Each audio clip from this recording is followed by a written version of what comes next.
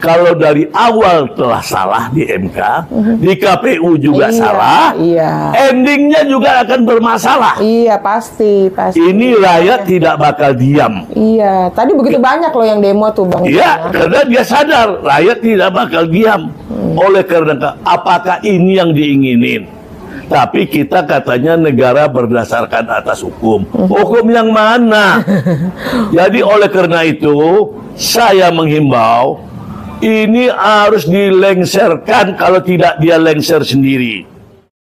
Assalamualaikum warahmatullahi wabarakatuh. Teman-teman dimanapun kalian berada, senang sekali bisa ketemu lagi. Kali ini saya mau membahas soal dugaan kecurangan pada aplikasi Sirekap yang saat ini jadi aplikasi yang dipakai oleh KPU dalam menghitung suara hasil pemilu kemarin. Nah, sudah hadir sama saya di sini Bang Asrul. Apa kabar Bang Asrul? Kabar baik. Alhamdulillah. Assalamualaikum warahmatullahi wabarakatuh. Waalaikumsalam warahmatullahi wabarakatuh. Nah, kebetulan tadi nih aku habis dari demo di KPU, Bang. Oh ya? Ibu-ibu, bapak-bapak, anak muda pada kecewa dengan KPU karena banyak dugaan kecurangan yang bertebaran di media sosial mengenai angka di C1 ya, formulir model C1 pada TPS. Jadi kenapa ya, padahal paling banyak itu 250, paling tingginya ya 300 lah ya, pemilih DPT dan pokoknya total pemilih di satu TPS gitu ya. Dan yang bertebaran sekarang itu dugaan kecurangan angka gitu ya. Ledakan angka. Karena bisa sampai 800 iya, saya berapa juga ribu ya Bang, lihat kan Bang? Iya, saya melihat di juga dapat di YouTube, saya dapat ya. Nah, menurut baik. Abang gimana nih kok? Menurut saya sampai terang-terangan sejauh itu gitu loh. Ini KPU dan Bawaslu ini alat rezim, bukan untuk menyelenggarakan alat pemuas daripada yang berkuasa. Alat pemuas. Alat pemuas. Kenapa pemuas yang berkuasa senang dengan cara dari pertamanya saja KPU sudah diadukan 3 kali. Pelanggaran etik ya? Pelanggaran etik.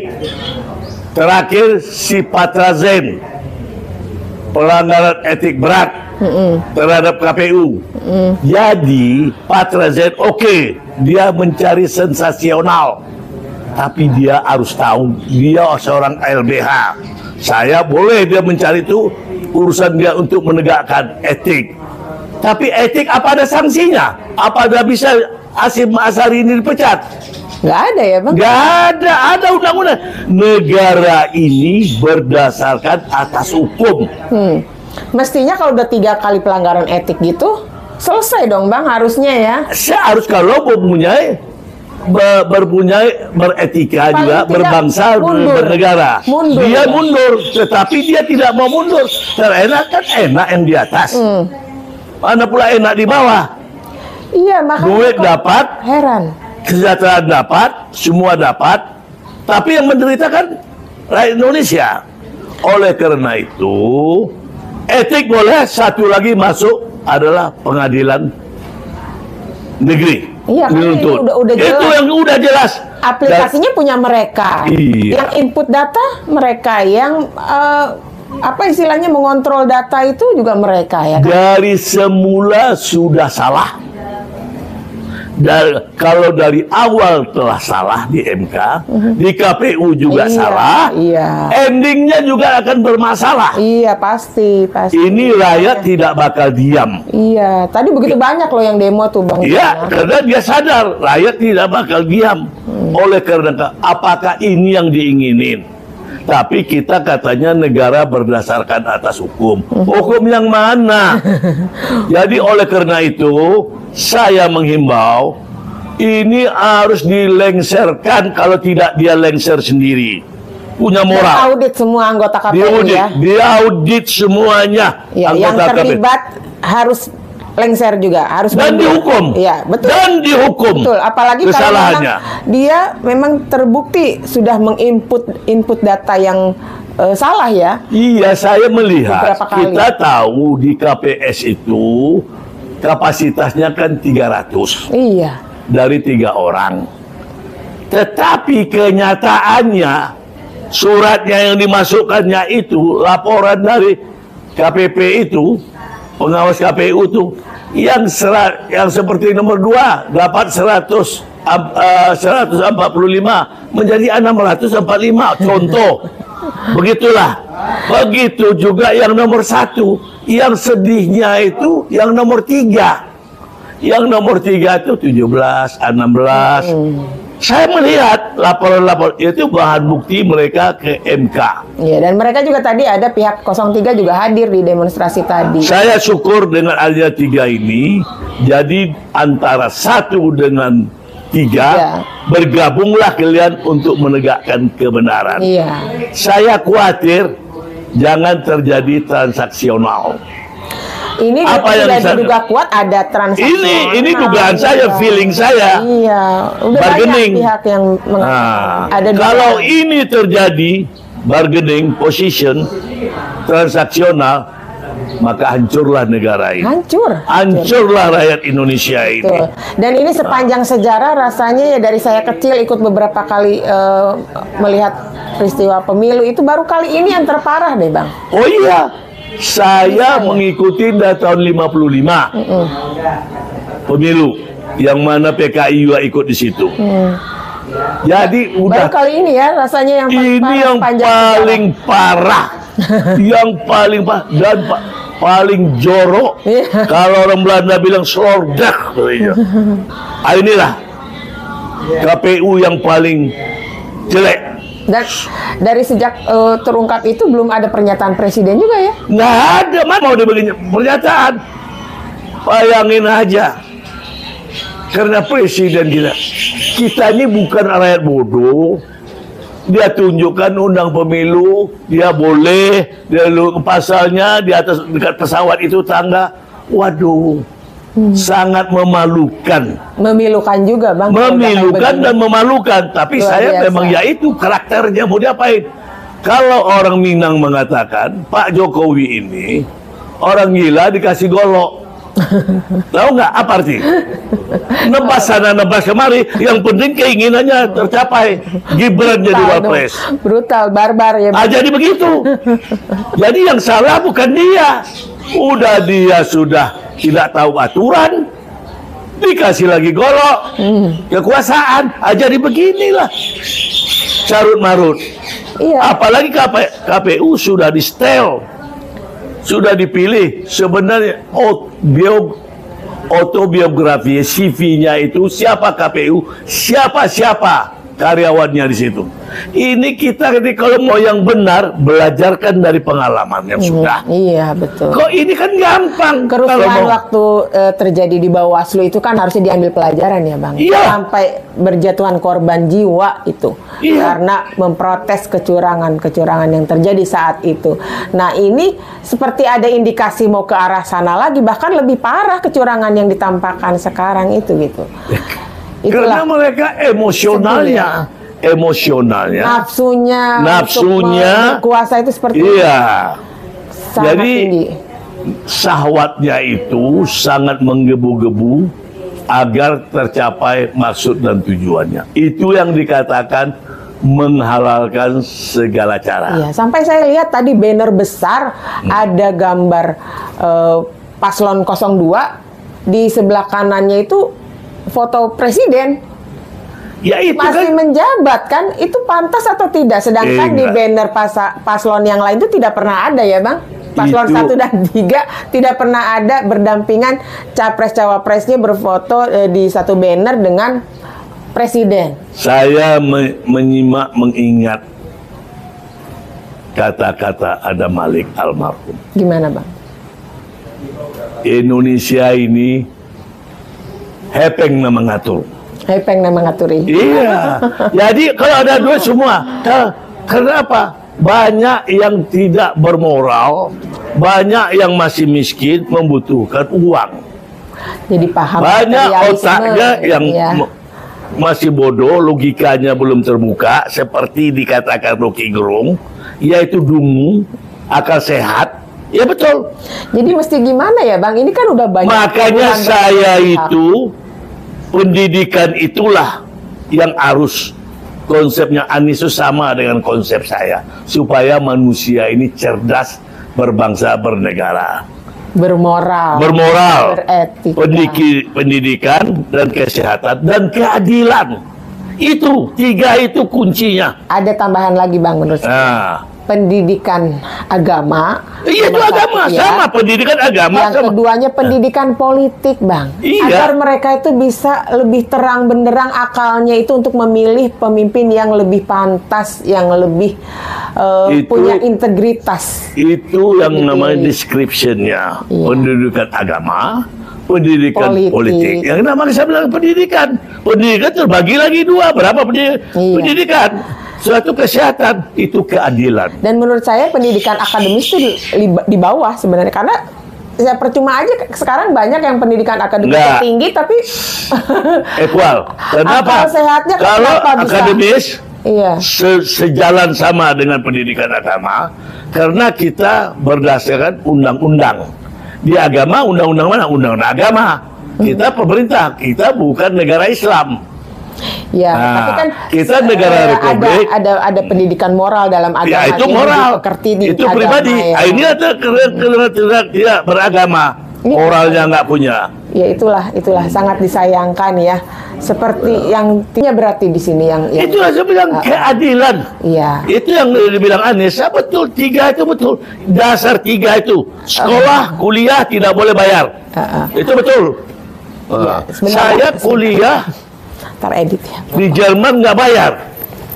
Tahun 70. Bebas. Sakit pun aman. Berapa kali saya di Jerman dioperasi, nggak bayar. Cukup bayar asuransi saya murah, mahasiswa. Sekarang BPJS ada kenaikan-kenaikan kalau di Indonesia ya. Nggak tahu saya, belum tahu saya. Iya, Sebelumnya kenapa? kan sudah sempat ada. Kenapa?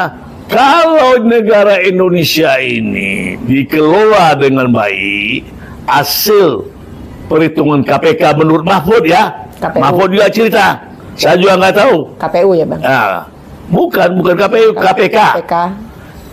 Orang nganggur di Indonesia ini tiap bulan bisa dapat duit 20 juta. Negara kita ini kaya. Iya, betul. Kaya. Betul. Bahkan ibu rumah tangga juga bisa digaji ya Bang. Iya, Harusnya, dapat ya. uang bagi orang miskin, dapat uang. Nah, itulah contoh Anies Iya. sudah lakukan di Jakarta terhadap orang lansia, mendapat kalau tidak salah saya 600 atau 700 ribu per bulan tunjangan sosial dari Pemda DKI. Iya. Apa itu sekarang masih berlaku atau tidak? Nah, Itu waktu Anies jadi gubernur, itu bagus sekali tindakannya. Nah, Ya, jadi mudah-mudahan kalau diteruskan. dikelola Republik ini dengan baik, saya kira kita makmur, tidak jadi kerbo. Iya. Ini banyak jadi kerbo. Ini kembali lagi ke persoalan di KPU nih Bang. Jadi gimana menurut Abang nih ya untuk Mengatasinya, KPU diulang, Iya. pemilihan umum Ini diulang, ada pesan-pesan Bang yang bisa disampaikan. pemilihan umum diulang, ketua KPU-nya diganti, dan Bawaslu-nya diganti. Ya. Itu. Tapi kalau pemilihan ulang seperti itu, apa nggak memakan biaya yang banyak? Bukan uang nenek moyangnya, uang rakyat. Kita kaya, tapi dikorupsi. Kemarin aja berapa? Ratus triliun.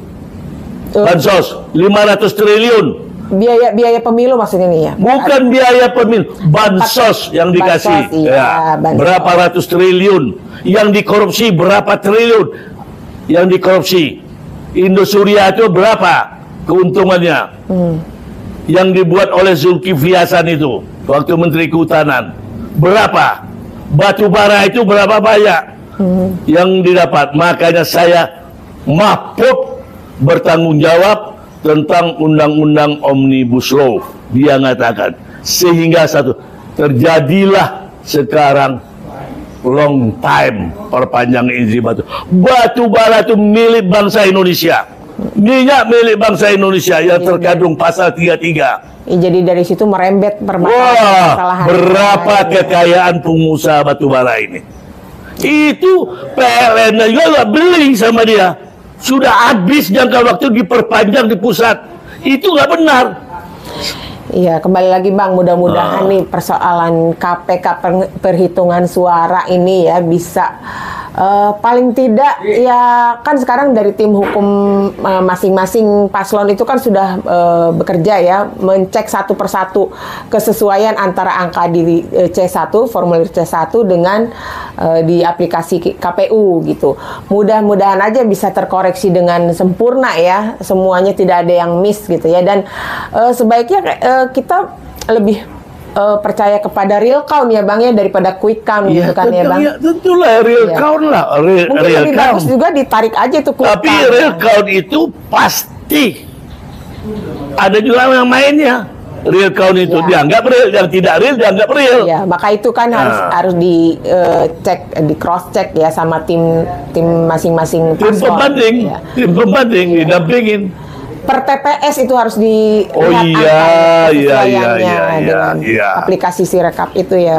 Sudah sering keributan tentang pemilihan umum ini, tapi bangsa ini, rezim ini tidak ada niat. Yang penting niat untuk memberesinnya. Ya harus berintegritas sih ya pada integritas. dasarnya. Harus berani juga walaupun Sekarang bukan oleh berintegritas, bagaimana mengisi tasnya. Itu bukan integritas, mengisi bagaimana tasnya. isi tas, mengisi tas. Itu. Iya. Karena dia pikirkan bagaimana punya kemewahan yang dia peroleh untuk anak cucunya.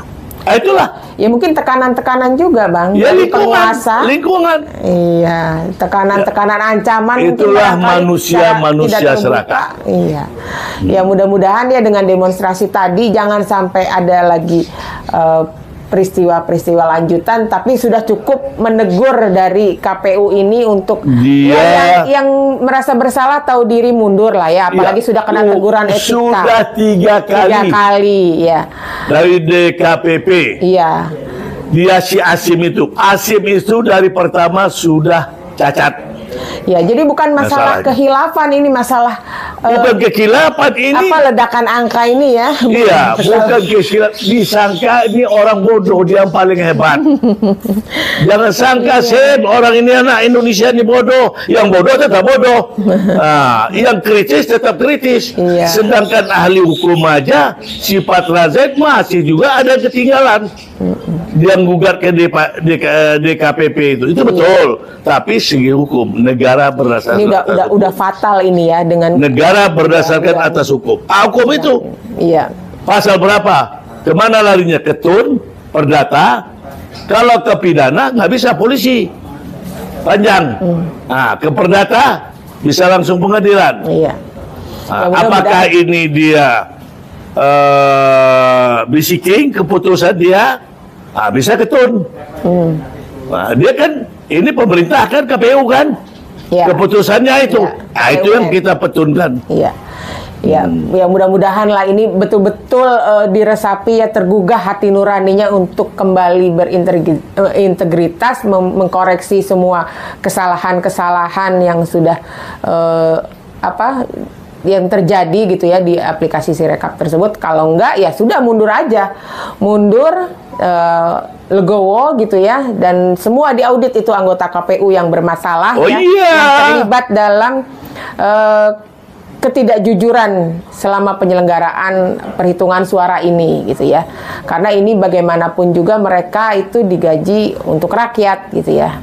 Ini lembaga yang betul-betul menentukan nasib bangsa 5 tahun ke depan. Jangan sampai gara-gara indikasi kecurangan-kecurangan ini terjadi perpecahan bangsa, bahkan kehancuran bangsa. Betul ya Bang? Ya, betul. Baik, terima kasih Bang Azrul. Sama-sama. Demikian dulu perbincangan kita kali ini. Ya. Semoga kita ketemu lagi ya lain kali. Oke, terima kasih. Wabillahi taufiq wal hidayah. Wassalamualaikum warahmatullahi wabarakatuh. Waalaikumsalam warahmatullahi